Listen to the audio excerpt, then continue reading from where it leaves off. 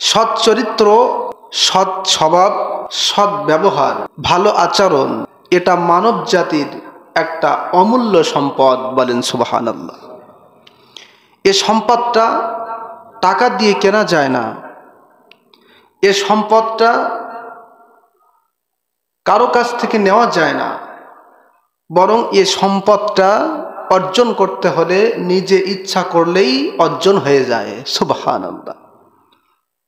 তার মানে এটা অর্জন করা খুবই সহজ যদি আপনি আমি চেষ্টা করি। আর যদি চেষ্টা না করি তাহলে জীবন প্রদীপ নিভে যাবে, চলে যাবে সবাই, কিন্তু চরিত্রবান হওয়া যাবে না। ঠিক কিনা বলেন? এই সৎ চরিত্র, ভালো ব্যবহার, ভালো আচরণ এত উত্তম একটি আমল,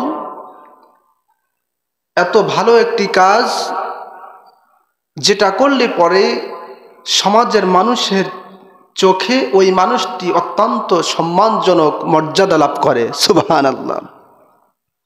শুধু দুনিয়ার মানুষ নয়, বরং কোন মানুষ যদি সৎ চরিত্রবান হয়, ভালো মানুষ হয়, মানুষের সাথে ভালো ব্যবহার যদি করে, ইসলাম বলে, কোরআন বলে, সুন্নাহ বলে, ওই মানুষটির মর্যাদা স্বয়ং আল্লাহ তাআলার কাছে বহুগুণে বেড়ে যায়। সুবহানাল্লাহ।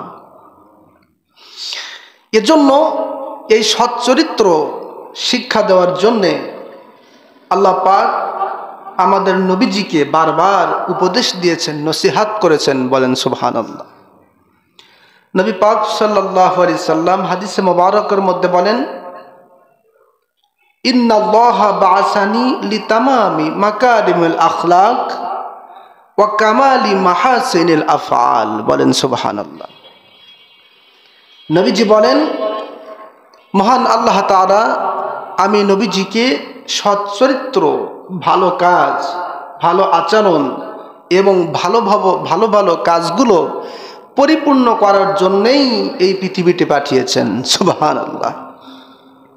সৎ চরিত্র, সৎ কাজ, ভালো আচরণ, ভালো কর্ম, এগুলোকে প্রতিষ্ঠিত করার জন্যেই আল্লাহ পাক আমি নবীজিকে এই দুনিয়াতে শিক্ষক হিসাবে পাঠিয়েছেন।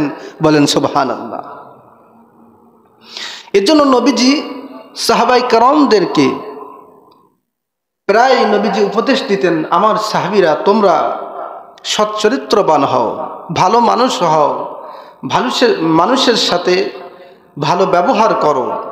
এভাবে করে একাধিক হাদিসের মধ্যে বর্ণিত হয়েছে, যেখানে স্পষ্ট পাওয়া যায় যে নবীজি সাহাবায়ে কেরামদেরকে সৎ চরিত্রের নির্দেশ দিয়েছেন, হুকুম করেছেন, নসিহাত করেছেন। সুবহানাল্লাহ। এমনই একটি হাদিস বর্ণিত হয়েছে তিরমিজি শরীফের মধ্যে। হাদিসটি বর্ণনা করেছেন হযরত আবু যর গফারি রাদিয়াল্লাহু তাআলা আনহু। বলেন সুবহানাল্লাহ। এই বিখ্যাত সাহাবী তিনি বলেন, নবীজি সাল্লাল্লাহু আলাইহি সাল্লাম আমি আবু যরকে লক্ষ্য করে বলেন, ইত্তাকিল্লাহা হাইসুমা কুনতা ওয়াতবি'আস সাইয়্যাতাল হাসানা। বলেন সুবহানাল্লাহ। আবু যর গফারি রাদিয়াল্লাহু তাআলা আনহু তিনি বলেন, নবীজি সাল্লাল্লাহু আলাইহি সাল্লাম আমাকে উপদেশ দিয়েছেন, বলেছেন, ইত্তাকিল্লাহ, আবু যর তুমি যেখানে যে অবস্থায় থাকো না কেন সব সময় আল্লাহকে ভয় করবে। সুবহানাল্লাহ। সব সময় কাকে ভয় করতে হবে? আল্লাহ তাআলাকে। আর গুনাহের কাজ বাদ দিয়ে নেকির কাজ করবে, তাহলে এই নেক কাজ তোমার গুনাহগুলোকে মিটিয়ে দিবে। বলেন সুবহানাল্লাহ। আর ওয়াখালিকিন নাস বিখুলুকি হাসানিন, মানুষের সাথে তুমি ভালো আচরণ করবে, ভালো ব্যবহার করবে, সৎ চরিত্রবান হবে। বলেন সুবহানাল্লাহ। তাহলে এই হাদিসের মধ্যে স্পষ্ট, যেখানে নবীজি সাহাবী আবু যর গফারি রাদিয়াল্লাহু তাআলা আনহুর মাধ্যমে গোটা উম্মতদেরকে জানান দিচ্ছেন যে তোমরা যেখানে যে অবস্থায় থাকো না কেন একমাত্র কাকে ভয় করবে? আল্লাহ তাআলাকে। গুনাহের পরিবর্তে নেকি অর্জন করবে। আর ওয়াখালিকিন নাস বিখুলুকি হাসানিন, মানুষের সাথে উত্তম আচরণ করবে, বলেন সুবহানাল্লাহ।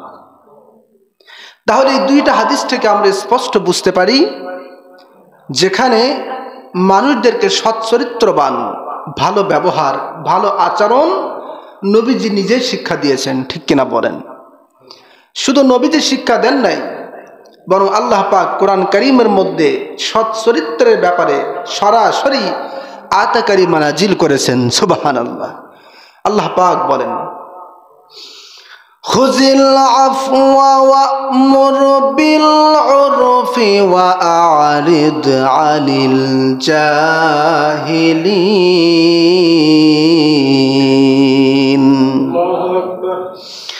আল্লাহ তাআলা বলেন, হাবিব,